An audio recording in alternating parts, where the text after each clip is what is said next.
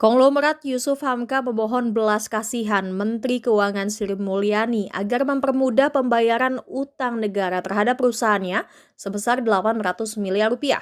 Permohonan itu disampaikan Yusuf Hamka usai berkunjung ke kantor Menko Polhukam Mahfud MD di Jakarta pada Selasa 13 Juni.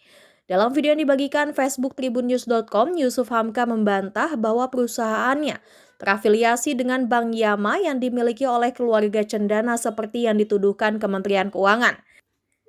Hal itu, kata Yusuf Hamka, sudah dibuktikan dari hasil putusan Mahkamah Agung atau MA terkait perusahaannya yang memenangkan perkara utang piutang tersebut. Oleh karena itu, Yusuf Hamka pun memohon belas kasihan dari Menteri Keuangan Sri Mulyani untuk segera membayarkan utang negara terhadapnya. Menurutnya, Jokowi dan Menko Polhukam Mahfud MD juga sudah kooperatif terkait dengan penyelesaian utang senilai 800 triliun rupiah tersebut. Ia pun meminta negara agar mengembalikan haknya. Sebab ia bingung harus mengadu kemana lagi lantaran Mahkamah Agung dianggap sudah menjadi lembaga hukum tertinggi untuk menyelesaikan masalah utang piutang tersebut. Yusuf Hamka pun menolak apabila utangnya hanya dibayar 179 miliar. Negara, kata Yusuf Hamka, harus membayar utang sesuai dengan putusan Mahkamah Agung, yakni berikut bunganya 2% per bulan. Terakhir, kata Yusuf Hamka, saat ia menulis BAP perdamaian dengan pemerintah, utang negara terhadap perusahaannya sudah mencapai 389 miliar rupiah. Apabila dikalkulasi dengan bunga hingga saat ini, maka nilainya mencapai 600 miliar rupiah lebih. Sebelumnya diketahui, Yusuf Hamka mengaku mengutangi pemerintah untuk membangun jalan tol senilai 800 miliar rupiah. Utang tersebut terjadi di tahun 1998 dan belum dibayar hingga saat ini. Yusuf Hamka pun menagih utang tersebut.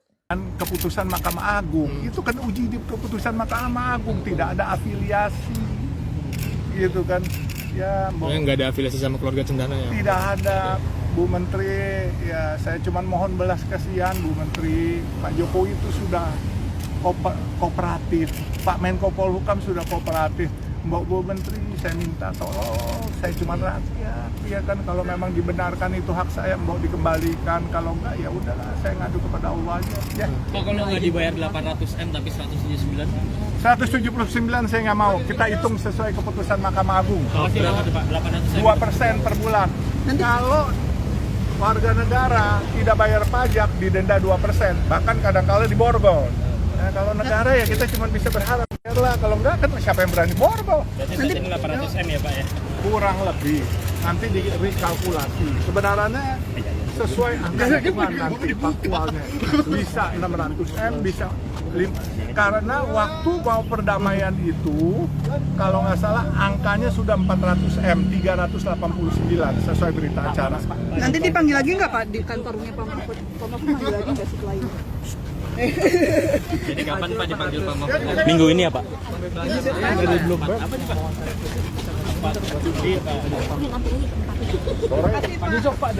Sore Pak dipanggil lagi. Jam 4 sore dipanggil Pak. Sore Pak, foto dulu Pak, agak maju dulu Pak. Ya. Tapi mau Pak yang wawancara sama Bloomberg eksklusif. Jam 4 sore ya Pak? Pak Yusuf tangannya dilambaikan. Lagi. Bener. Jam 4 nanti Pak. Di mana Pak? Cepat. Di mana Pak? Di sini jam 4 Pak ya. Sama Pak Mahfud. Kartu nama kita doain aja ya. Oke. Oh, nanti balik lagi Pak ya. Iya. Saya ikut Pak. Makanya Oh enggak ya? jangan ditulis dulu kalau mau berita. Makanya kita swap foto dulu nih Pak, swap foto dulu Pak. Terima kasih. Hari ini jam 4 sore Pak? Yusuf Hamka tidak pernah fitnah orang. Insya Allah saya tetap amanah ya. Kalau orang-orang yang fitnah biar aja yang. Pak sekali lihat sini Pak. Pak, dadah Pak. Belakang Pak. Belakang Pak. Cerdas bos, cerdas. Ini anak SD bos, anak gak sekolah nih, saya cuma SMA, tapi cerdas bos dan amanah. Ya. Mantap Pak. Nanti diundang sama Bloomberg. Hari ini jam 4 sore Pak? Kabar ya Pak. Jam 4 sore. Ayo Pak. Makasih Pak. Makasih. Waalaikumsalam. Jangan lupa subscribe ya.